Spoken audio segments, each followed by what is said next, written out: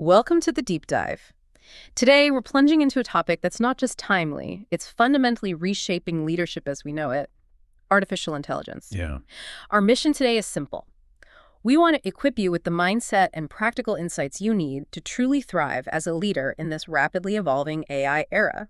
It's a journey that's exciting, sometimes a little daunting, but ultimately incredibly empowering. That's absolutely right. Think of this deep dive as your express lane to understanding how AI is fundamentally reshaping the landscape of leadership. Mhm. We've meticulously extracted the most surprising facts, the crucial aha moments, and the actionable strategies directly from our comprehensive source material. Right. We're talking about a genuine blueprint for becoming an AI-driven leader, ensuring you get all the critical knowledge without feeling, overwhelmed by information overload. And what's our incredible blueprint today? It's a powerful new book, The AI-Driven Leader, Harnessing AI to Make Faster, Smarter Decisions by Jeff Woods. This isn't just another tech manual. It's a guide for ambitious, innovative, and growth-minded leaders who want to leverage AI not as just another piece of software, but as a true catalyst for growth. Yeah, and the book systematically unpacks the entire journey for you, from understanding AI's meteoric rise and its historical parallels, to practical, real-world strategies for shifting your focus from operational overwhelm to strategic clarity. Okay. It then moves into how to build an AI-driven organization, and ultimately how to redefine your own leadership in this new era. The core message woven throughout is crystal clear. Strategy always comes first. Technology second. Strategy first, technology second. I like that. So if we're ready to redefine leadership, where do we even begin? The book kicks us off in part 1, Redefine Your Leadership in the AI Era, with chapter 1, The Rise of AI and the AI-Driven Leader, and a cautionary tale from the not-too-distant past, the story of Blockbuster. Ah, Blockbuster, yeah. Cast your mind back to the year 2000. Blockbuster was the undisputed king of movie rentals, raking in a staggering $8.7 billion in revenue. People flocked to their stores, making it a cultural phenomenon. The truly surprising thing about Blockbuster isn't just that they failed, but how cheaply they could have avoided it. Netflix, at that point just a humble startup offering DVD rentals by mail, approached Blockbuster's CEO, John Antioco, with a truly modest acquisition offer. $50 million. $50 million? Yeah, I mean, that was a mere 0.6% of Blockbuster's annual revenue. Yep. Antioco famously declined. That's not just a missed opportunity. It highlights a profound psychological trap: the inability to see an existential threat when your core business is still printing money. It's truly staggering to look back at that, isn't it? But playing devil's advocate for a moment, how much of Antioco's decision was pure hubris versus a rational calculation given the market data at that time?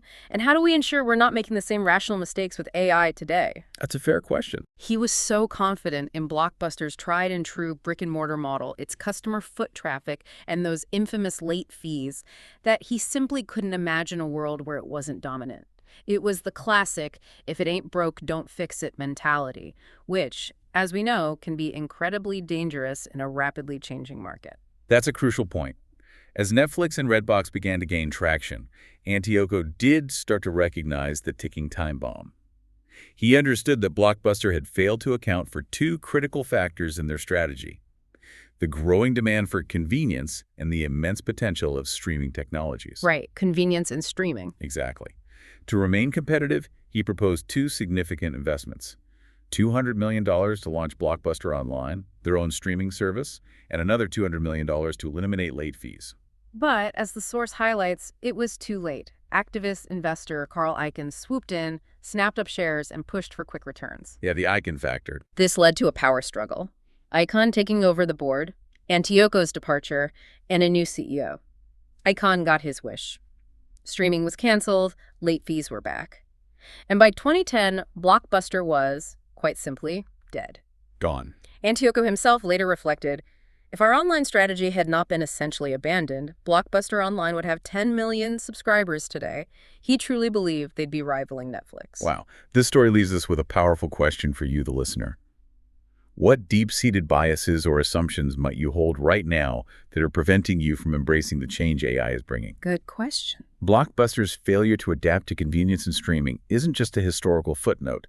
It's a critical lesson for every leader today about the high price of complacency and a lack of strategic foresight. And that ties perfectly into what the book calls the strategic thinking imperative. A Harvard Business Review survey of 10,000 senior leaders found a striking 97% agreed that strategic thinking is the single most important leadership behavior for their organization's future success. 97%. That's near universal agreement. Exactly. And here, strategic thinking is defined as the process of defining your strategy, then aligning your actions to achieve your most ambitious goals. This is distinct from mere management, which often focuses on maintaining the status quo or solving immediate problems. Right. Management versus strategy. Strategic thinking is about actively shaping the future, not just reacting to it. So if you're a leader, what's the immediate application here? Does your calendar look like a chaotic game of Tetris? Are you constantly stuck in operational tasks, feeling overwhelmed by never-ending to-do lists? Do phone notifications and endless emails fragment your focus, leaving you busy but questioning what you actually accomplish at the end of the day? And is all that work encroaching on your personal life, sacrificing family, health, and well-being? Many leaders grapple with that exact scenario. The book outlines 2 crucial steps to becoming an AI-driven leader and escaping that cycle. First, you must change your limiting beliefs around AI. You need to see it not as a threat, a replacement, or some kind of parlor trick, but as a powerful enhancer. It's an ally that shifts you from operational overwhelm to strategic clarity, helping you build a better business and better lives. An enhancer, not a threat. Precisely. The second step is a behavioral shift. Moving from, how do I solve this problem, to, how can AI help me solve this problem? It sounds simple, but that mental pivot unlocks everything. And the AI-driven leader introduces 3 immediate problems that AI can help you solve starting today. First up, turning data into decisions. We live in an overwhelming flood of information, and as leaders, we all have unchecked biases and assumptions that can distort our judgment. Oh, absolutely. Keith Cunningham, a renowned entrepreneur, shared his cautionary tale of losing over $100 million in ventures due to unchecked assumptions. AI can help challenge those biases and identify new growth strategies. Imagine prompting it. Attached is our strategic plan. I want you to act as my AI thought partner by asking me one question at a time to challenge my biases. Exactly. That's a powerful prompt. The second problem AI can help with is aligning short-term efforts with long-term vision. There's immense pressure for quick results in leadership, right? Yeah. And this can often compromise long-term growth. Yeah, the quarterly tyranny. Exactly. Blockbuster's short-sighted decisions under Carl Icahn, prioritizing immediate financial gain over long-term digital adaptation, serve as a stark reminder of this danger. AI can act as your strategic co-pilot, helping you see the bigger picture, even when the quarterly numbers are screaming for attention. Your challenge, then, is this. The world is undeniably becoming AI-driven. This deep dive is your wake-up call, that getting educated on AI isn't something you can delegate. It's fundamentally your job. It really is. You need to prepare your company for future conditions and build a competitive advantage, starting now. It's important to clarify what this book, and therefore this deep dive, is not. It's not for those comfortable with the status quo or leaders waiting for others to figure out AI. This is for ambitious, growth-minded leaders who see AI as a catalyst for growth and a better future. As the book states, this is not an AI book, it's a leadership book. Your leadership is what will make the difference. That sentiment is echoed powerfully in Jeff Wood's belief. I believe with the right leadership, you can create a world where the majority of your people's time is invested in high-impact priorities, aligned with their strengths, supercharged by AI. This will lead to disruptive results without disrupting your organizations. That's a powerful vision. It really is. And we'll be revealing real use cases throughout this deep dive, like collapsing hundreds of hours of work into minutes, smoothing activist board interactions, and reducing 6 months of client work into just 2 weeks. Sounds impressive. So we've seen the cost of complacency with Blockbuster, but what if this isn't a new problem? What if human nature and even our systems have always struggled with the pace of change? Let's zoom out and look at history because, as the book argues in Chapter 2, we've been here before. It's true. We can learn a great deal from past disruptions, starting with John D. Rockefeller and the dawn of the industrial era. Rockefeller, who was once the wealthiest man on earth, recognized a critical shift in the early 20th century. The U.S. was transforming from an agricultural society to an industrial one. Right, factories popping up everywhere. With booming sectors like oil and steel demanding a completely new type of worker. And the interesting part is, the existing education system was still prioritizing critical thinking and independent inquiry skills that, in Rockefeller's view, didn't align with the factory floor's need for efficiency and obedience. Exactly. This is where we see a fascinating, perhaps A deliberate prioritization of societal needs over individual ones, maybe. Rockefeller's famously rumored to have said, "I don't want a nation of thinkers, I want a nation of workers." Wow, quite a statement. To achieve this, he established the General Education Board in 1902, pouring in $1 million, equivalent to about $37 million today. The goal was to reshape American public education to create industrial workers, emphasizing rote learning, punctuality, and obedience, effectively sidelining strategic thinking, creativity, and problem-solving. So basically, training for the factory line. Pretty much. This created a cycle of operational thinking that carried directly into the workplace. The profound lesson for you today is how AI offers a unique opportunity to reclaim those very human strengths, creativity, strategic thinking, problem-solving, that were maybe set aside in the past to conform to machines. As the book powerfully states, AI will not replace you. Instead, it will enhance you. Okay, so Rockefeller set a certain path. This brings us to another more recent sobering tale, Nokia. At its peak, Nokia commanded a staggering 49% market share in mobile phones. So what went wrong? Their inability to adapt to the smartphone revolution. Plain and simple. Their leadership, having dominated with hardware expertise, completely underestimated the importance of software and became complacent. Just rested on their laurels, basically. Yeah, they assumed past triumphs would guarantee future success, missing the opportunity to maintain their competitive edge. A critical error was Nokia's flawed marketing strategy. They assumed their product would speak for itself, as it had in the past. A big mistake. Huge. But when Apple launched the iPhone 2G, Steve Jobs masterfully used strategic thinking and compelling storytelling to highlight every single feature. Here's the kicker. Nokia's flagship N95, which came out before the iPhone 2G, actually had 14 of the iPhone's 15 features, plus extras. No way, 14 out of 15. Yeah, but no one knew. The difference maker wasn't the product itself, but the strategic thinking and decisions of the leadership team. This reinforces the idea that AI won't replace you. Those who harness AI will replace those who don't. The choice for leaders is clear. Learn to harness AI or risk being left behind. Let's briefly touch on some other pivotal turning points in tech history and the deep impacts they had. Before Johannes Gutenberg and the printing press in the mid-15th century, knowledge was an elite luxury, shared orally or painstakingly copied by scribes. The printing press was a total game changer. It democratized information, drastically reduced costs, and allowed for the mass production of books. This sparked both awe and genuine fear. Scribes worried about losing their jobs, and institutions like the church feared losing control over information.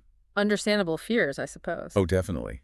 Yet, despite these fears, the printing press prevailed, fueling the scientific revolution and the Enlightenment, and cities that adopted it quickly thrived.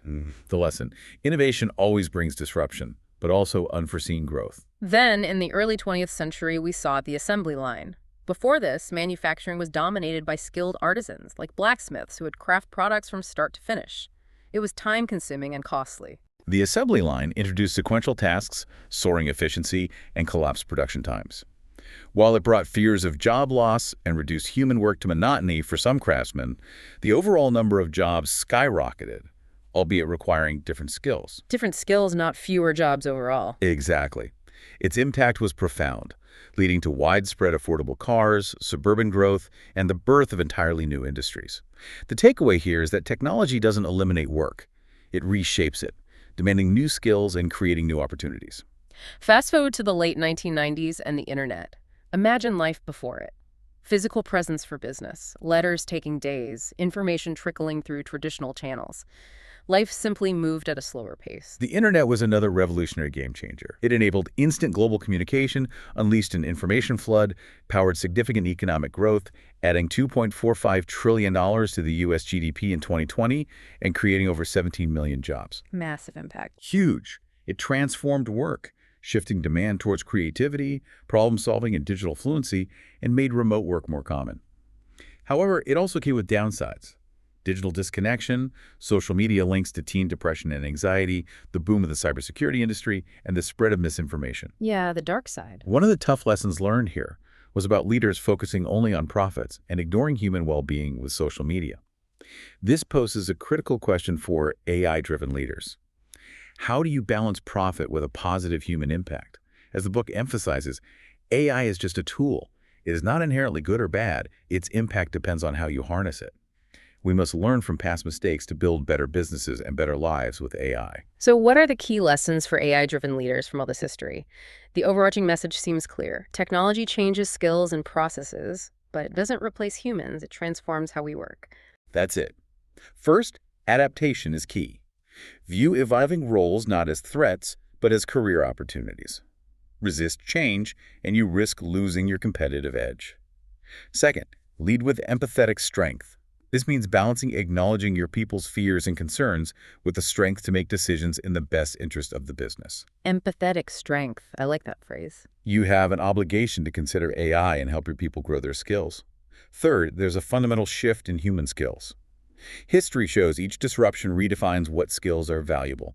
AI improves productivity, efficiency, and customer experience, but it demands that you reevaluate work, systems, and how you serve customers. And this leads to the core relationship the book advocates. You as the thought leader, AI as the thought partner. This is where the magic happens. Precisely. AI can clarify your thinking, enhance decisions, structure communications, analyze data, challenge biases, and narrow your focus. This partnership is what enables the critical shift from operational overwhelm to strategic clarity, allowing you to achieve things you previously thought were impossible. Makes sense. The book concludes this section with a powerful reminder. Change may be uncomfortable, but it's where growth happens. This mindset shift is what we'll explore next. That takes us directly into Chapter 3. Shift from operational overwhelm to strategic clarity, the essential mindset for AI-driven leaders. We begin with a brilliant example of a leader who truly made this shift. Microsoft's growth mindset under Satya Nadella. Back in 2014, Microsoft, once a tech titan, was struggling. They were falling behind rivals like Google and Apple in mobile and cloud computing, really gasping for breath. Yeah, things looked pretty grim for them then. When Satya Nadella stepped in as CEO, he faced a daunting challenge. He knew the company needed more than just a new product. It needed a full-scale cultural transformation. Nadella championed a growth mindset, a concept popularized by psychologist Carol Dweck. Carol Dweck. Great stuff. Shifting the culture from know-it-alls to learn-it-alls. This belief that fundamental abilities can be developed through effort was the foundation of his strategy. This approach is what drives real change. And Nadella made some truly bold moves. He acquired LinkedIn for $26 billion, developed the Azure cloud platform, streamlined operations, and, crucially, invested in OpenAI. That OpenAI investment was huge. This foresight positioned Microsoft as a true AI leader, ultimately tripling its market cap and regaining its competitive edge. It's a clear demonstration that mindset drives actions which drive results. Indeed. It exemplifies the idea of the AI-driven leader as a composer. Imagine yourself at a grand piano, envisioning the future of your organization. As a composer of strategy, you craft a strategic plan, your musical score, outlining the competitive advantage you want to build in the long term. Okay. But your true genius lies in clarifying the simple short-term actions your people can take so they play in harmony to bring that strategy to life. It's about empowering people. So what does this mean for you listening? This approach means shifting from a command and control industrial model to empowering people to leverage their unique human strengths. Creativity, strategic thinking, problem-solving, communication, and collaboration, all augmented by AI. This means asking for thinking leverage from your team, expecting them to bring their plans aligned with your vision, rather than simply executing yours. That's a crucial distinction. The book really hones in on the behavioral shift, not just intellectual acceptance. It's moving from how do I solve this problem to how can AI help me solve this problem? That simple question again. It sounds simple, but that mental pivot unlocks everything. It's about letting go of the need to do it all yourself. This raises an important question. Why is change so hard? While change is the foundation of our evolution, our resistance to it often boils down to psychological and leadership-related factors. Okay, break that down. Psychologically, we have an innate desire for predictability and stability, which makes stepping into the unknown feel scary. Cognitive biases like the sunk cost fallacy, continuing to invest in failing initiatives, and status quo bias, preferring the current state of affairs, also impede our ability to adapt, leading to short-sighted decisions. And the leadership factors. From a leadership perspective, many leaders struggle to effectively communicate the need for change, build buy-in, and empower their teams. Without clear direction, a compelling vision and accountability, Change initiatives are far more likely to stall or fail. So understanding these barriers is crucial to better position your people to adapt and thrive in the AI era. Makes sense. This leads us to navigating the AI empowerment curve. AI adoption isn't uniform across an organization. Individuals vary in their readiness. Derived from diffusion theory, the book explains adoption curves with 5 groups. Right, the classic curve. Your first focus should be on the innovators, making up just 2.5% of your workforce. These are the excited ones, embracing initial challenges, eager to lay the groundwork and build momentum. Then come the early adopters, about 13.5%, who are quick to follow innovators, bridging the gap to the majority and creating energy around AI. So start with those enthusiasts. Exactly. The remaining groups are the early majority, late majority, and laggards. But the book emphasizes focusing on the initial 2. So your goal isn't immediate universal adoption. Big changes start with small actions.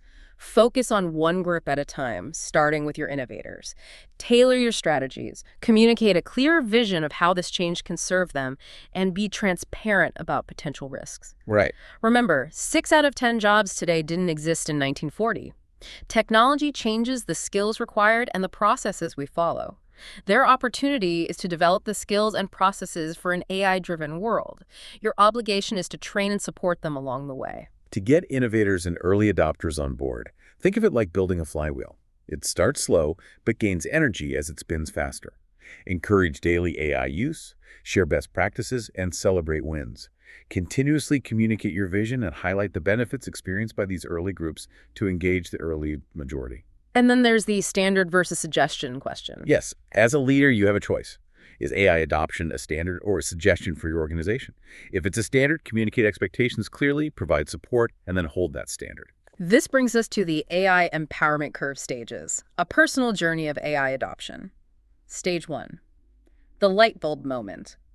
This is when you see AI turn a relatable moment into a remarkable experience, a moment of excitement and inspiration where you think, wow, this is incredible. What else can it do? This light bulb moment is the catalyst for change. It's crucial to celebrate and share these stories because they are the seeds of change for your people. If you're struggling to even find that first moment, the book suggests a powerful prompt. I'm new to AI and unsure how it can help me. Interview me by asking one question at a time to identify how you can help me. Good prompt. Stage 2 is the reality check. After that initial excitement, you hit the wall, you get lackluster results, feel frustrated and think, I'm so busy, it would be easier to just do it the way I've always done it. This is completely normal. The issue isn't AI itself, it's learning how to communicate effectively with it, what's called prompt engineering. Think of it as the art of crafting precise instructions so AI understands exactly what you need and gives you high-quality results. Like learning an instrument. Exactly. Like learning to play a piano. The beautiful music comes with practice and understanding. Reassure yourself and your team that this struggle is part of the learning curve and celebrate those small wins along the way. Stage 3, building momentum. As you learn better prompt engineering, you start getting better answers, hitting home runs more often. You feel encouragement and optimism, getting higher quality results in a fraction of the time. At this stage, focus on expanding your use of AI for strategic thinking, decision-making, contents, data analysis, research. Approach it with curiosity, not just expectation. Empower others by sharing your positive impact, starting with those innovators and early adopters. This journey truly empowers you. AI can be your thought partner at every step. The book provides 3 key prompts to apply right away. First, if you don't know where to start, ask AI. I'm new to AI and unsure how it can help me. Interview me by asking one question at a time to identify how you can help me. Second, to clarify your vision and the benefits, for those who embrace change, have AI interview you. Oh. I want you to act as my thought partner in helping me create a vision statement around AI, outlining 1. How I believe it will benefit our company. 2. How I see it benefiting our people. 3. Where I see potential risks with AI and how we can work together to manage it. Interview me by asking one question at a time. Once you have enough information, generate a draft of what I might share with other people. That's really practical. And third, to identify and invite a first adopter. Use AI to help you identify someone on your team who is innovative, growth-minded, and influential, someone who can become a champion of change. Then have an AI role play with you as that person so you can practice sharing your vision and get feedback on how you can improve. Great prompts. So with the right mindset, you can harness AI as a thought partner to transform your organization into an AI-driven powerhouse. The journey begins with your mindset. Make a commitment to powering through the AI empowerment curve and guiding your people to do the same. Okay, let's dive into part 2. Become an AI-driven leader. We'll kick off with chapter 4. Understand AI, what it is, how it works, and how to get started. It's time to demystify AI, moving beyond the hype to its core understanding. At its heart, AI works quite simply. Input, processing, output, learning. Data enters, the AI processes it, produces an answer, and then learns from feedback to improve. Simple enough. Data is measured in tokens, a universal unit. For context, one Meta AI model was trained on 15 trillion tokens, which is equivalent to, like, 200 million books. Imagine having the intelligence of 200 million books at your fingertips. Wow. However, it's crucial to understand that AI is not an oracle, it's a prediction machine. If you prompt it with, "I bark like an accountant," it will predict dog. If you say, "the sky is," it predicts blue. This predictive capability is key to generative AI. This brings up an important consideration, the risk of hallucinations, where AI simply makes things up. Exactly. That's a real risk. Yeah. This is precisely why you remain the thought leader, using your expertise and judgment to evaluate AI's output. By combining your experience with AI's processing power, you can get truly powerful results while mitigating potential pitfalls. Thought leader, not just relying on the tool. Crucial difference. To clarify AI's landscape, the book uses a fantastic Russian nesting dolls analogy for the different types of AI. The outermost doll is artificial intelligence, AI, the broad term for machines performing human-like tasks. Okay. Nested inside that is machine learning, ML, which emerged around 2005. ML trains models using vast data sets, either through human feedback, supervised learning, or pattern recognition, unsupervised learning. It's great for mathematical or linear data, like Netflix recommendations. The next doll is deep learning, introduced in 2012. This is a subset of ML, but on steroids, as the book says. Yeah. It's based on neural networks, like the intricate web of neurons in your brain. This allows it to process various data types, language, images, audio, and a common example is Face ID on your phone, which instantly recognizes your face. Then comes generative AI, developed in 2017. Right. While deep learning has millions of nodes, generative AI has billions, allowing it to process more complicated things faster and create new content like text, images, music, or video. For example, asking for an image of a successful female leader. Creating, not just processing. Exactly. And nested within generative AI are large language models, LLMs, popularized by ChatGPT since 2022. LLMs generate human-like text, understand context, and predict next words, like distinguishing bank and deposit money versus riverbank. Yeah. The book clarifies that when it refers to AI, it's primarily talking about LLMs like ChatGPT, Claude, Gemini, or Perplexity. Got it. And the final doll? Finally, the theoretical innermost doll is artificial general intelligence, AGI, which aims to mimic all human abilities, physical, cognitive, creative, intuitive, still very much theoretical at this point. Understanding these types helps you consider how to incorporate AI effectively into your business. It reinforces that AI is a tool, not an end goal.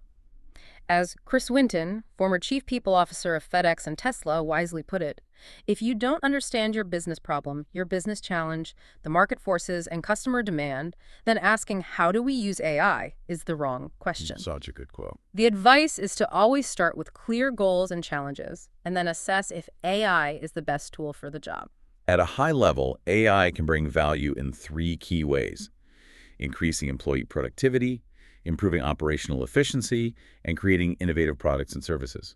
Regardless of your company's AI readiness, the consistent advice is to start with increasing employee productivity. Why start there? Because employees are one of your biggest P&L items, right? And much of their time is often spent on low-value tasks. AI helps you raise the ROI on your people, freeing them for higher-value work. Makes sense. But we also need to talk risks. It's vital for leaders to understand and mitigate the risks of AI. The book shares a personal anecdote about Jeff Woods explaining AI risks to his daughter Daphne, highlighting how these concerns are real for everyone. Absolutely. Let's look at the key risks and how to manage them, as laid out in the book. First, biases. AI models inherit biases from their training data. You need a critical eye and human judgment when evaluating AI-generated results. Constant vigilance required. Always. Second, hallucinations. AI can make things up, so always fact-check, ask for sources, or ask it to explain its reasoning. AI is constantly improving, so hallucinations should decrease over time, but you have to check. Okay, what else? Third, privacy. Public AI models can train on your input data, so be cautious with sensitive information unless you're using private models. Fourth, relationships with machines versus humans. While AI can be engaging, True fulfillment comes from real human connections. Don't let AI replace meaningful interactions with your team. That's a subtle but important one. It really is. Fifth, abdicating thought leadership. This is critical. Resist outsourcing your thinking to AI. It's your thought partner, but you remain the thought leader, providing context and judgment. Finally, the end of the world hype. Acknowledge the fears, but remember that technology is not inherently good or bad. Its impact depends on how it's harnessed. This is an invitation to be an AI-driven leader, ensuring AI enhances humanity. All these risks underscore one critical point. Quality AI results hinge on quality communication. The book really stresses this. It truly does. The book introduces key ingredients for effective prompts. First, a clear call to action. Explicitly state what you want AI to do. Second, context.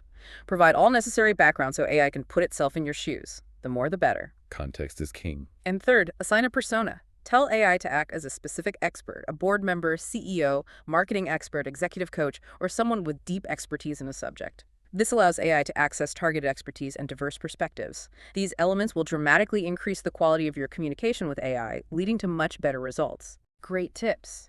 Let's move to Chapter 5, Supercharge Your Leadership. Practical AI Use Cases. This is where the rubber meets the road with real-world examples of AI in action. First, let's look at turning data into decisions.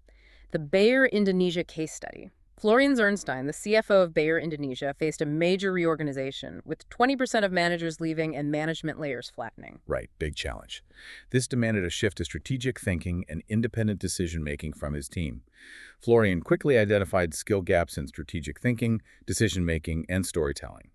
His initial thought was to use AI to build internal curriculum for cost savings and to create internal champions. And the key principle here was strategy first, technology second. The goal wasn't just tech adoption, it was ultimately boosting sales. Exactly. So they crafted a detailed prompt for AI.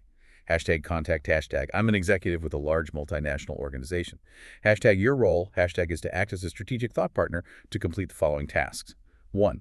Highlight the strengths and weaknesses of AI when it comes to designing curriculum. 2. What are the alternatives? 3.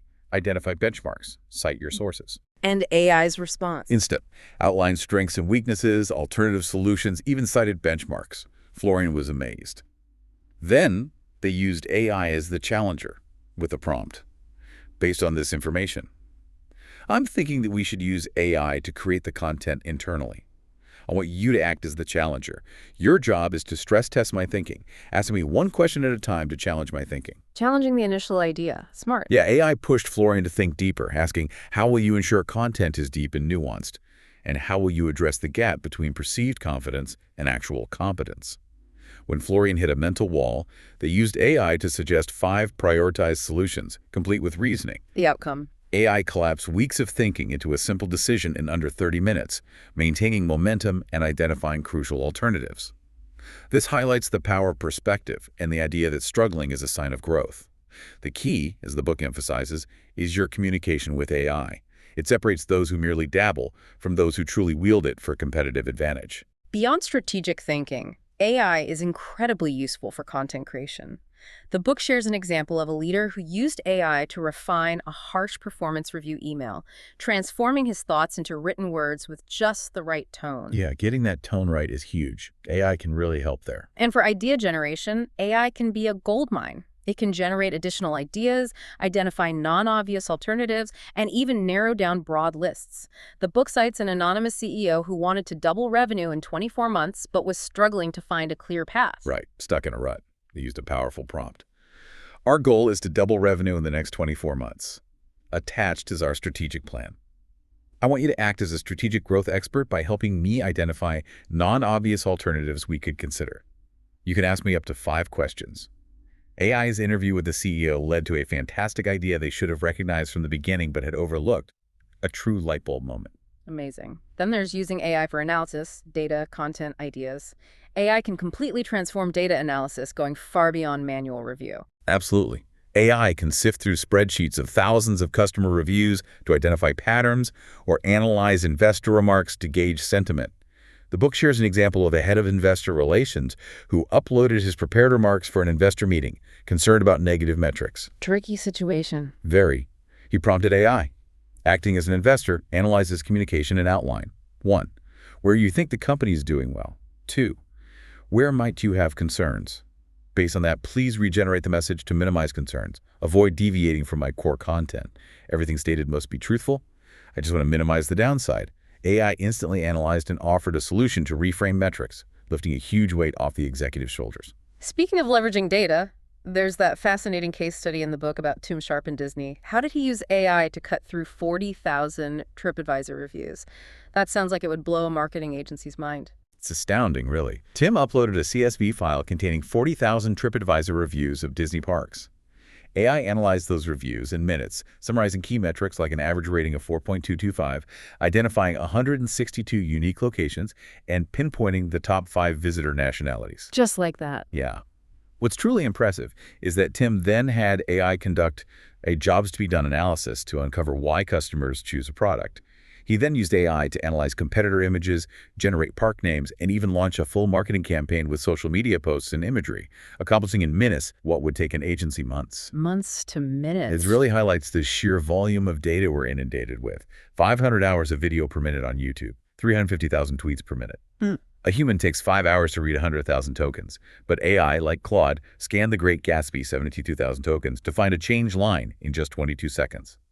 AI democratizes data analysis, empowering both technical and non-technical teams to analyze information instantly. Incredible speed. And finally, AI transforms research and discovery. The problem of siloed data and leaders making decisions on limited information is massive. The book shares Frank's experience at Heineken USA. He needed to write a position paper on AI use. Instead of months of manual research, he used Perplexity AI to find CPG company use cases with a prompt, like a Jared. Give examples of where CPG companies are using generative AI, and generate 20 use cases for marketing with UNA. In a marketing team for a CPG beverage alcohol company, what are the primary ways I could use AI? Cutting research time dramatically. Exactly. He then drafted the paper using ChatGPT, turning weeks into minutes. Another compelling story is the author's own light bulb moment with AI for branding. He needed to define his company's values, voice, target audience, brand colors, fonts, and even office look in a week. A whole brand kit in a week. Yeah, with zero marketing expertise. He prompted AI. You're a brand designer for best-selling authors. My topic is AI-driven leadership. Please generate 3 options.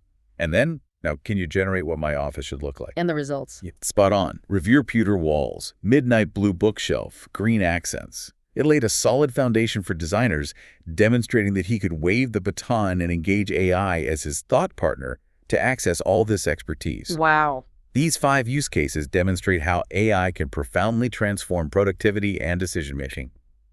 If your initial results are lackluster, focus on your communication with AI.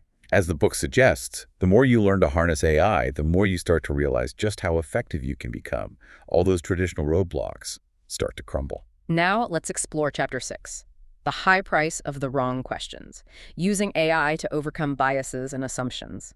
The questions we ask shape our future, but the wrong ones can lead to wasted time and money, often stemming from unchallenged biases. The cautionary tale of Keith Cunningham from the 1980s perfectly illustrates this. His real estate empire, once worth 2 to 3 times his debt, collapsed to just 20% of its original value, costing him over $100 million. $100 million. Why? Because he asked questions like, how can we acquire more real estate, instead of challenging his underlying assumptions? As Cunningham wisely put it, nothing is worse than running enthusiastically in the wrong direction. He also stated, the key to getting rich and staying that way is to avoid doing stupid things. I don't need to do more smart things. I just need to stop doing a few dumb things. Powerful advice. Those invisible anchors of biases truly limit our perspective. They reinforce the status quo and lead to the sunk cost fallacy, throwing good money after bad. Absolutely. Ron Johnson's disastrous tenure at JCPenney, where his biases from Apple's success blinded him to JCPenney customer expectations, is a textbook example. Right, the Apple guy at JCPenney. He introduced everyday low pricing instead of promotions and tried to create interactive tech store experiences for price-conscious shoppers. His assumptions alienated loyal customers, causing sales and stock to plummet. Didn't understand the customer. These stories underscore a critical point. Strategic thinking must be rooted in understanding reality, not just past wins. Leaders must constantly be on the lookout for their own biases. The book encourages you, the listener, to understand common cognitive biases that can trip up leadership. Let's quickly outline them. First, confirmation bias, the yes man in your mind. This is seeking out information that supports your existing beliefs and ignoring contradictory data. We all do it. Think of listening only to agreeable team members or ignoring data that contradicts a new product plan. The solution: actively seek diverse opinions and challenge assumptions to prevent groupthink. Second, anchoring bias, where first impressions stick. This is over-relying on the first piece of information received. For example, a high initial budget estimate might skew your perception of later numbers, making them seem reasonable even if they're still inflated. Gets you stuck on that first number. Exactly. The solution: gather extensive information before making decisions and regularly revisit your assumptions. Third, the sunk cost fallacy, throwing good money after bad. This is continuing to invest in failing projects because of past investment. Picture pouring money into a tanking project or sticking with a subpar supplier due to a long-term relationship. Hard to let go. Very. The solution: focus on future potential, not past costs, and be ready to cut losses. The book stresses that you can harness the power of AI to help you spot and overcome these cognitive biases. Yeah. You can prompt AI to play the challenger role, specifically asking it to call out potential biases in your thinking. So AI is a bias detector. In a way, yeah. Or at least a prompter for you to detect them yourself. The book shares a key lesson from Joe Reisberg, CIO of EMC Insurance, who learned that AI needs careful prompting to challenge biases. Simply asking AI to build on flawed foundations will just magnify existing biases. Right. Garbage in, garbage out. Exactly. A better prompt, as Joe discovered, would be, "I'm an agent with EMC Insurance. Here are 5 solutions I've come up with. Please identify alternative solutions you think would be more creative." This encourages AI to think outside the box. AI can also act as your crystal ball through scenario simulation, simulating outcomes for economic conditions, competitive responses, or customer reactions. Take the consumer packaged goods company preparing for a meeting with Whole Foods CEO Jason Buchel. They wanted to expand their partnership. What did they do? First, they prompted AI. Your role is to research Jason Buchel, the CEO, and identify what matters most to him in a partnership. AI identified 6 priorities with references. Then, they prompted AI to review their presentation as Jason Buchel, asking for strengths, missing elements, and improvements. And AI found something. It did. AI's insight was critical. Whole Foods cares deeply about ethical sourcing and fair trade, a brand strength missing from the presentation. AI suggested exactly where to include it. This took less than 15 minutes, identifying gaps the CEO had overlooked. Amazing. What other roles can AI play? AI can also be your contrarian voice, acting as a devil's advocate. Prompt it. Attached is our strategic plan for the next fiscal year. Acting as the devil's advocate, review our plan and ask critical questions. AI can generate counterarguments, expose flaws, and offer recommendations. And for assessing internal risks, especially with challenging stakeholders, AI can act as your time machine through pre-mortems and post-mortems. The book shares the example of a high-growth company with an activist board. Yeah, tricky situation. They used AI to profile board members and simulate their behavior. Before meetings, they uploaded board decks and asked AI to predict reactions. How accurate was it? For one meeting, AI predicted Jake would get distracted by granular metrics on slide 8, which actually happened. For another, AI predicted Susan would want unit-level economics, which the team added, avoiding a landmine. AI continuously learned by comparing predictions to actual meeting transcripts. As the book puts it, it's tough to read the label when you're inside the box. Great quote. AI's ability to simulate outcomes makes it invaluable for proactive identification of failures, pre-mortems, and analysis of success failures, post-mortems. It enhances, not replaces, human judgment. This brings us to the power of asking the right questions. Great questions elevate leadership and break biases. Brian, a CEO in turnaround mode, initially focused on do more with less, but the author asked him, if you had infinite resources, what would you be doing? Brian's perspective completely shifted. Yeah, that's a perspective-shifting question. Brian realized he needed to ask, what are the most important things we need to accomplish in the first 90 days to drive progress toward our most critical goals while earning the board's trust? This was a fantastic question focused on the goal, clear, concise, and provoking deeper thinking. So for you listening, as you lead your teams into the AI era, your ability to ask great questions will be a crucial skill. The value of knowledge workers shifts from operational to strategic, requiring more thinking, not just doing. So what are the characteristics of great questions? The book offers a simple checklist. Is it focused on goals or key problems? Is it clear and concise? Does it provoke deeper thinking? Right. Poor quality questions, on the other hand, are too narrow or too broad, leading irrelevant to goals or fail to challenge assumptions. As the author states, I've learned that the questions I ask can shape how people see the world. It's a superpower when used to help others. A superpower. Love it. The author shares his journey to thinking strategically and asking great questions from his time at the One Thing Company, where Jay Papasan's philosophy was. My job as a leader is to teach you how to think. This meant not giving answers, but asking great questions like, what do you think the answer is? Making them do the work. Exactly. This guided the author to take ownership and think deeper. This experience shifted his identity from an industrial worker mentality to a strategic leader, constantly in the driver's seat. Mastering great questions became invaluable for company growth. So, you are challenged to ask questions that are big, questions that scare you, to inform who you can become.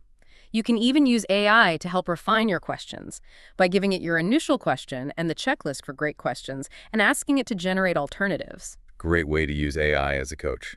Moving on to Chapter 7. Collapse the time from data to decisions. Let's face it, we are inundated with data. 500 hours of video are uploaded to YouTube every minute. 350,000 tweets are shared per minute. It's a deluge. It really is. The challenge isn't a lack of information, but transforming it into actionable insights efficiently. Our human abilities simply can't keep up, which leads to limited perspectives and poor decisions. And this is where AI shines. Absolutely. AI completely changes the game. While it takes a person about 5 hours to read 100,000 tokens, AI can process the same information in seconds. The Claude Great Gatsby example, where AI scanned 72,000 tokens and found a changed line in 22 seconds, perfectly illustrates this. So what's the immediate application here? AI empowers everyone, both technical and non-technical teams, to analyze data, images, and research papers in seconds, bypassing weeks-long waits for analytics teams. Even without a solid data strategy, AI offers quick research and idea validation. It allows you to expand your perspective to make the best possible decisions because, as the book reminds us, it's tough to read the label when you are inside the box. That phrase keeps coming up. It's important. Let's revisit the real-world application with Frank from Heineken USA. Frank needed to write a position paper on AI use. He used Perplexity for research, gathering internal and external use cases, then engaged ChatGPT to draft the paper section by section. This saved him 30–40% of his time and sparked internal conversations. The key was providing crucial context in his prompts. And the author's own branding challenge for AI leadership, needing a full brand kit in a week with zero marketing expertise. He prompted AI. You're a brand designer for best-selling authors. Generate our core values, brand voice, target audience, brand colors, fonts, and fashion. And it instantly generated 3 options. Then, now, can you generate what my office should look like? And the AI whipped up visuals that were spot on. Revere pewter walls, midnight blue bookshelf, green accents. The key takeaway here is that he didn't have to be a branding expert. He just needed to know how to wave the baton, write a clear prompt, and engage AI as my thought partner. Accessing expertise instantly. Exactly. This provided immediate access to expertise, crumbling traditional roadblocks and enabling faster, smarter decisions. So as the book powerfully states, the more you learn to harness AI, the more you start to realize just how effective you can become. Powerful stuff. Now for Chapter 8. Navigate short-term pressures without sacrificing long-term growth. We all know the constant pressure to do more with less and deliver fast results, but this often comes at the expense of long-term strategic priorities. This takes us back to the Blockbuster story. John Antioco was willing to sacrifice short-term profits, investing $400 million in digital and eliminating late fees for long-term digital investment.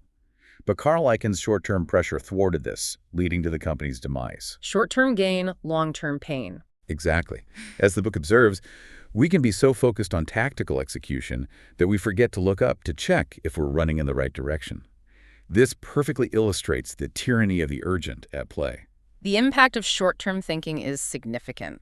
Long-term priorities like R&D and training are often cut under pressure, breaking the link between short-term actions and long-term competitive advantage. Yeah, and a McKinsey Global Institute study found that 63% of executives delay long-term value projects due to fear of missing quarterly targets. This leads to failing so slowly it can feel like you are succeeding. Failing so slowly. Wow. To drive long-term strategy, you must keep your eyes on the horizon. A clearly defined long-term vision and competitive advantages act as your compass for annual planning. Imagine a CEO balancing quarterly numbers with AI-powered supply chain optimization. They could use AI with a prompt. I need your help balancing short-term results with long-term growth. I want you to review our strategic plan, then interview me to help me identify what will deliver the most long-term value and where we can deliver quick wins that will keep the board happy while we invest in the future.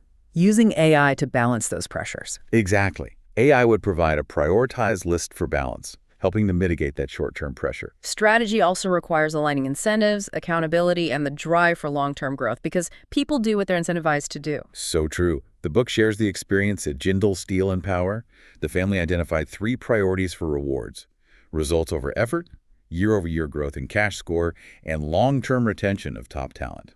Focusing on cash score? Interesting. Yeah, this led to a new compensation model for senior executives, shifting focus from just revenue EBITDA to cash score, which incentivized long-term projects and deeper financial understanding. Ongoing accountability is crucial. Leaders must ensure people focus on actions that fortify long-term competitive advantage and develop their skills. As the book puts it, don't let busyness get in the way of what will grow your business. Now, what are the characteristics of a strategic mindset for an AI-driven leader to cultivate? There are 5 key ones. Okay, first, focus on your customers. That's the core. Second, drive growth through 4 levers: strategy, execution, people, and technology. Break those down quickly. Strategy means casting a future vision and defining your competitive advantage. Execution is creating a strategic plan, including who you and your people need to become to achieve it. People means aligning them with the plan, allowing job descriptions to evolve. And technology is harnessing tech to free up people for higher value work, increase efficiency, and weave into products for competitive advantage. Okay, 4 levers. What's next? Third, cut through the noise. Prioritize and communicate. Focus on the 20% priorities that drive 80% of results. As the book notes, prioritization without communication turns strategy into empty plans. Clear communication ensures alignment and prevents reactive behavior. Critical thinking. Fourth, think critically and act on data. Analyze data for fact-based decisions and adjustments. And fifth, be adaptable and embrace change. Things never go according to plan, so view change as an opportunity, not resistance. Proactively seek innovation. As Gary Keller asks, what's the business that will put us out of business? How can we build it first? Love that question. A powerful insight from this is that AI can simulate scenarios and serve as a thought partner when uncertainty strikes. Part of being an AI-driven leader is not about having all the answers. It's about having the skill to ask the right questions and leverage data and technology to search for the right answers. The payoff for cultivating these characteristics is immense. So how do you get started with your strategic thinking? The book encourages you to block out dedicated time for it. It does. And it also provides key questions for reflection. What long-term competitive advantage are you building, and is it defensible? What must your business look like to realize this? What must you achieve this year for progress? And where do you need to recommit time and resources? And use AI for this. Absolutely. Yeah. You can use AI as your thought partner for this with a prompt like, I want you to act as a strategic thought partner in helping me reevaluate if our short-term actions are aligned with our long-term vision. Please interview me to help think this through and give me feedback on where my thinking is solid and where you see areas for improvement. Let's move to Chapter 9. Accelerate strategic momentum. Make faster, smarter decisions with AI. The core message here is that AI can truly accelerate strategic momentum, allowing for faster, smarter decisions. Yes, AI is invaluable for scenario planning, running simulations, avoiding pitfalls, and uncovering blind spots. This raises an important question. How can you leverage this in a practical sense? You can provide a prompt for customer simulation like, I want you to act as our ideal customer, describe your customer, in reviewing the attached proposal. Simulate how they might respond by providing me with feedback on 1. What you like, 2. What you do not like, 3. The top changes. Simulating the customer perspective. Neat. This chapter also highlights AI personas for strategic acceleration. Think of AI as your executive coach. We all know the value of a human coach in clarifying thinking and exposing blind spots. AI can powerfully enhance that coaching. You can use a prompt. Act as an executive coach. Understand what I am prioritizing in the short term. Evaluate if I am focusing on the right things. Help me identify any potential blind spots and prioritize my actions. AI as a coach. What else? AI can also simulate a board member. Boards inherently focus on the long game and risk. Greg Shove, CEO of Section, used AI to prepare for a board meeting, uploading his deck and asking AI to role-play an aggressive, growth-minded board member. And how did that go? AI predicted actual board questions with 91% accuracy, demonstrating AI's power to enhance board meeting preparation significantly. Wow, 91%. Okay, your job as a leader is to deliver results by teaching people strategic thinking. So a key part of this is to empower your teams to think strategically. Absolutely, a simple starting point. Ask them to articulate your long-term strategy. If they can't, it's a prime opportunity to elevate their strategic thinking. The book introduces a strategic decision-making framework with 7 key steps, emphasizing AI as a valuable partner throughout. Let's highlight a couple where AI provides unique leverage. Okay. First, gathering and analyzing information. Traditionally slow and siloed, AI can transform scattered data into insights in minutes, even without a solid data strategy, or interact with centralized data in real time. Think of Tim Sharp's Disney TripAdvisor analysis. What used to take months now takes minutes. Speed to go. Second, evaluating risks. This is crucial for strategic thinking. AI can act as an expert in identifying risk, prompting you to see second-order consequences. Prompt: I need to make an important decision. I want you to act as an expert in identifying risk by asking me one question at a time to help me see the second-order consequences. Looking for those ripple effects. Precisely. AI also excels at mapping stakeholders, helping you identify decision-makers and influencers often overlooked. AI is not a substitute for human judgment. You are the thought leader. AI is your thought partner. Always remember that. This truly highlights the power of AI in collapsing work and driving impact. The book shares Grady's story, a CEO whose team spent 2 months and hundreds of hours on a tough problem, generating solutions. Right, a huge effort. The author took Grady's problem, typed a detailed prompt into AI, and got 5 answers. Instantly. Grady realized AI could collapse hundreds of hours of work into minutes. This showed the potential for his team to be in a completely different league. Mind-blowing potential. The key takeaway here is that by leveraging AI as your thought partner, you can make more informed, data-driven decisions in a fraction of the time. This frees you up to focus on higher-level strategic thinking and leadership, not just the grunt work. We're moving into part 3, Build an AI-driven organization. Chapter 10 focuses on how to lead with strategic clarity, ensure year-round alignment. It tackles the common problem of leaders struggling to maintain strategic clarity throughout the year, which ultimately undermines growth. The book outlines 3 common pitfalls. First, not thinking big enough. Leaders often limit goals to what they perceive as achievable, capping their potential. Second, losing sight of the bigger picture, getting bogged down in tactical execution, being busy but unproductive. Stuck in the weeds. Exactly. And third, doing it in isolation, navigating growth challenges alone, missing out on external guidance. Your opportunity, the listener, is to overcome these pitfalls. Let's address problem 1, not thinking big enough. The solution is to expand who you can become. The book shares the anecdote of an executive team struggling to hit a goal of $725 million in free cash flow, then being challenged to hit $850 million, and finally, $1 billion. The core insight is that goals should inform who you can become, not be limited by current resources. The team initially had a plan to fail because it required everything to go perfectly to hit $850 million. Adding a buffer aiming for $1 billion forced them to challenge assumptions and think bigger. Stretching the goal forced bigger thinking. Precisely. A powerful insight here is that none of us truly know our full potential. Setting bigger goals pushes you to grow, expand your thinking, and break barriers. It's about letting go of what got you here and embracing what will propel you to the next level. Next, problem 2, losing sight of the bigger picture. The book describes an executive team at an offsite where priorities were chaotic, and the CEO couldn't even state the annual goal clearly. They were heads down in tactical execution. This creates a reactive culture with a low ROI on efforts. The solution is a quarterly strategic review, focusing on 4 key drivers: strategy, competitive advantage, market changes; execution, progress versus plan, new priorities; people, right seats, right growth direction; and technology, how tech helps people, increases efficiency, adds customer value. Our regular check-in on the big picture. Yes, this is not a tactical discussion, but a high-level strategic one. You can use the AI thought partner for this review with a prompt like, act as my thought partner and interview me with one question at a time to conduct a quarterly strategic review of my business. The question should focus on these 4 drivers. And finally, problem 3, doing it in isolation. Becoming an AI-driven leader can feel lonely. It really can. The author shares his own experience needing technical expertise and connecting with Tim O'Sullivan, who turned a 6-month marketing scope into a 2-week project with AI. This collaboration made the author's 3-year vision achievable in 30 days. The power of collaboration. It really highlights the idea that it's tough to read the label when you're inside the box. It emphasizes the vital importance of surrounding yourself with like-minded AI-driven leaders for peer support, shared best practices, and collective acceleration. As Wyatt Graves, a member of the AI-driven leadership collective, stated, AI accelerated my facing of the reality that I've got to become someone different. I get to be more present at home.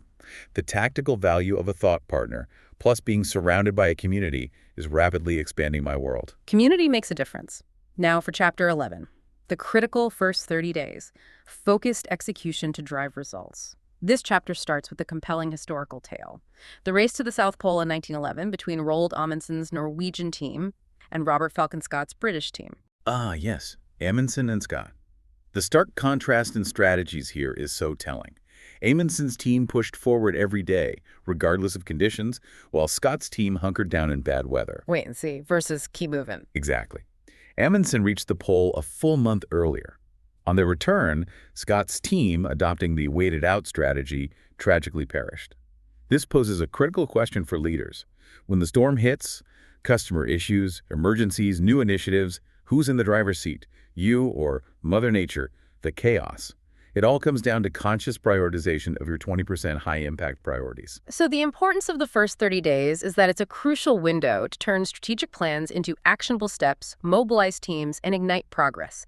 It's a clear signal of commitment, setting the tone for everything that follows. Absolutely. A brilliant strategic plan is useless without execution. It's a roadmap without driving the car.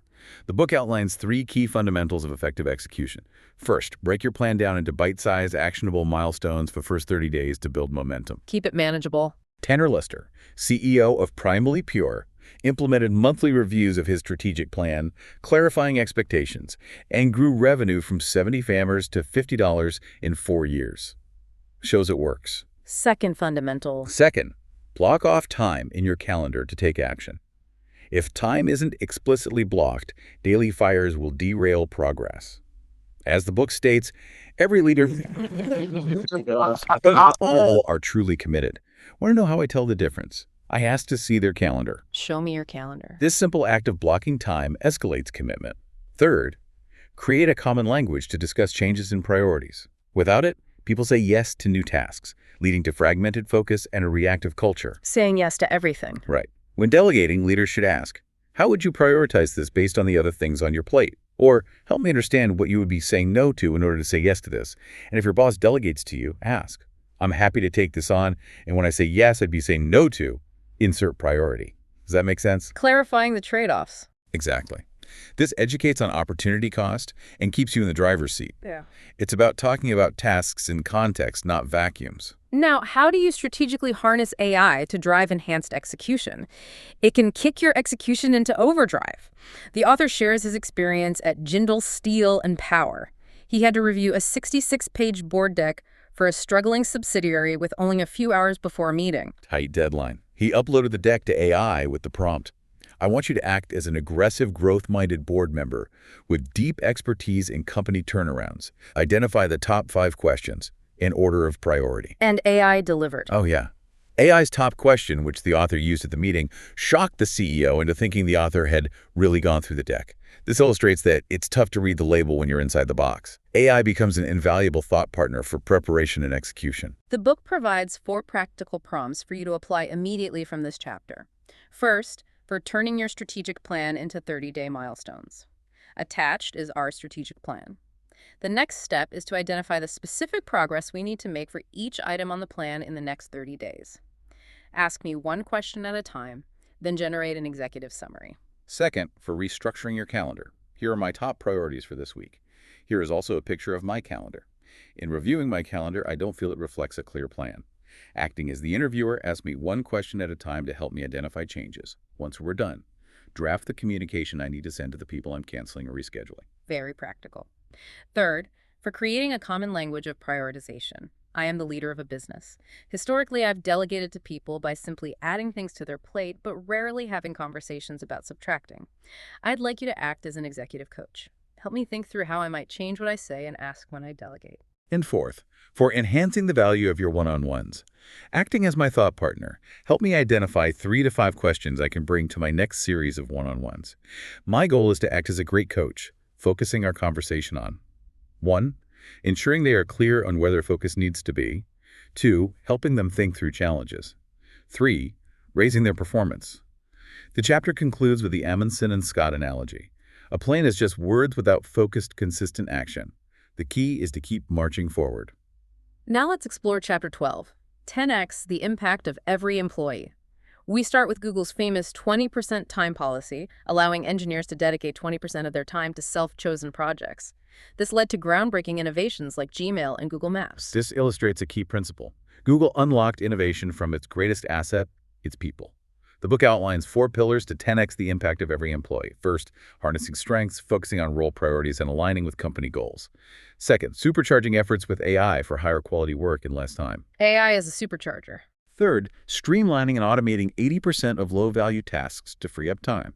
And fourth, establishing new performance standards. Let's focus on the 20% priorities of the role.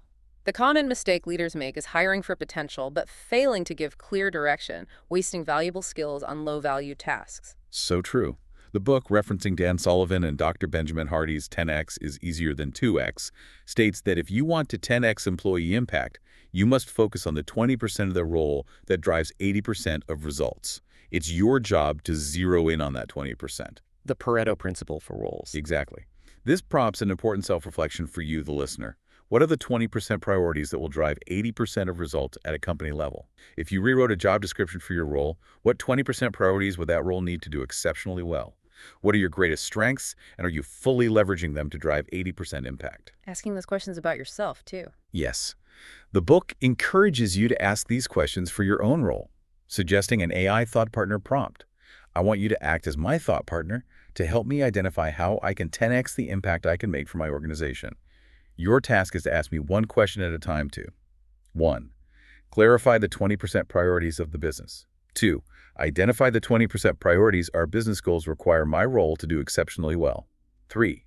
Help me uncover my 20% strengths. Then there's streamlining and automating the 80%. Many leaders jump straight to automation with AI, but Elon Musk suggests this is actually the last question to ask. Right. Elon Musk's 5 rules for process improvement are really insightful, and they allowed SpaceX to create reusable rockets at a fraction of the cost and drove Tesla's innovations. First, question every requirement.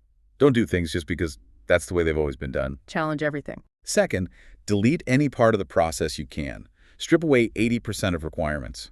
The Tesla Model 3 example, no start button, regenerative braking, simple locking, shows how challenging assumptions led to radical simplicity.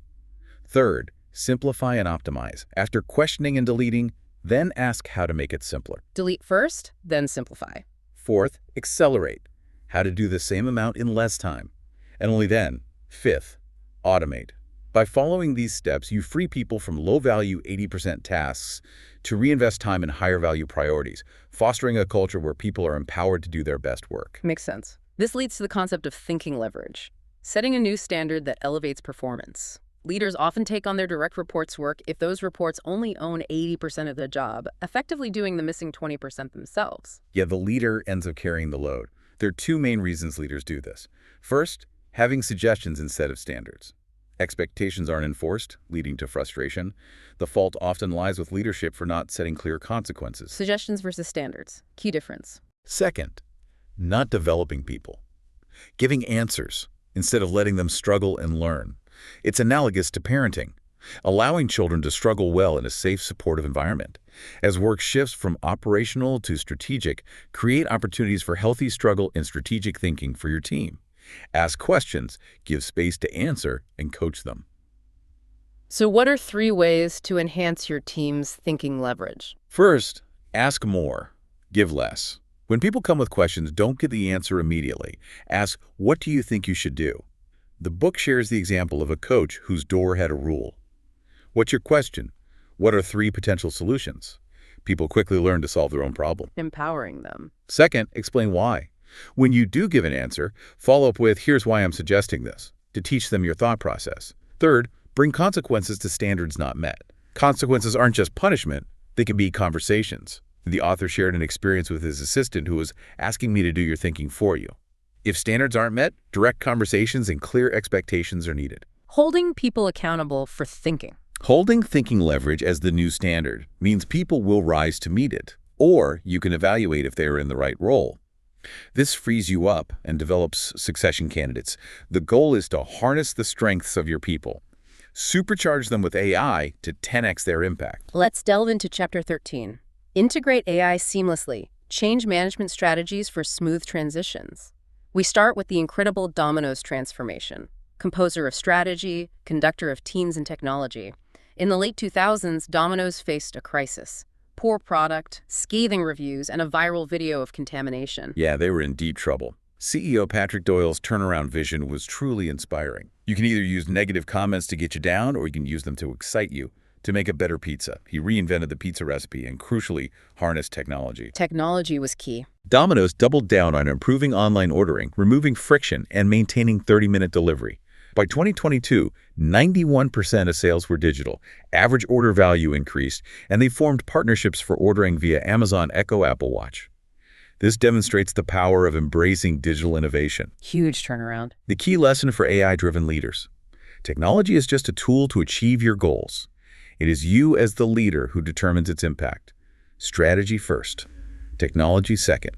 There it is again. Strategy first. Okay, the book provides a simple path to drive internal AI adoption, a 5-step framework. First, clarify the problem and value. AI is a tool, not a goal. Be clear on the business problem you're solving and its value. Ask organizational goals, key problems hindering progress, what decision makers care about. Second, identify the use case. Qualify potential AI use cases that align with those problems. Third, map stakeholders. Identify decision makers, influencers, champions, and early adopters. Find a champion if you're not the decision maker. Ask, what does this person care about? How might this use case support them? Understanding stakeholder motivations. Fourth, Co-author solutions. Get the required support by involving stakeholders in co-authoring the solution. Cast a high-level vision, gauge interest, and invite them to own it. get their buy-in early. And fifth, lead execution. Regardless of your role, stay in the driver's seat to ensure momentum. This framework increases the odds of strategic AI use cases getting approved and funded. Think big in terms of impact, and start small where you can get quick wins. Think big, start small. Good advice. To create executive support, you need to create support one light bulb moment at a time. Help people have their own light bulb moments. Exactly. Ask them, what's a challenge you are facing where you could benefit from having a thought partner? Then use AI with a prompt.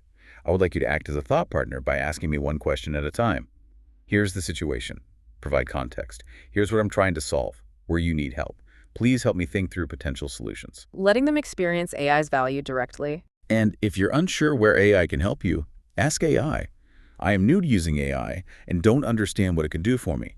I'd like you to interview me by asking one question at a time to identify something relatable in my work that you can help me do better. This helps leaders understand individual needs and concerns. You must be prepared to address concerns and misconceptions about AI. Anticipate mixed reactions, as 84% of the workforce may not be innovators or early adopters. Right, most people aren't jumping in first. Approach concerns with empathy.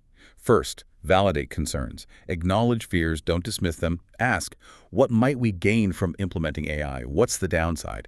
Should we move forward or pause? This shifts discussion from emotion to strategy, building trust. Acknowledge, don't dismiss. Address privacy concerns by clarifying what's restricted versus not.